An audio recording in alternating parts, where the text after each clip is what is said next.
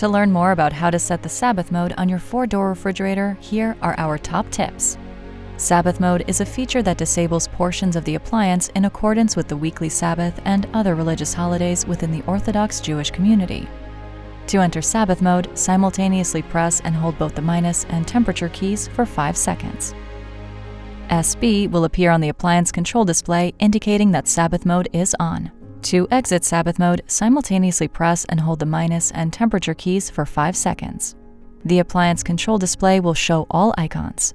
Here are some things to keep in mind when your appliance is in Sabbath mode. While in Sabbath mode, neither the lights nor the appliance control display will work. The appliance stays in Sabbath mode in the event of a power failure. It can be deactivated with the buttons on the control panel. The high temp alarm will remain active for health reasons. For example, if the door is left open for a period of time, the high temp alarm will signal. Once the door is closed, your refrigerator or freezer will function normally, without any violation of the Sabbath or holidays.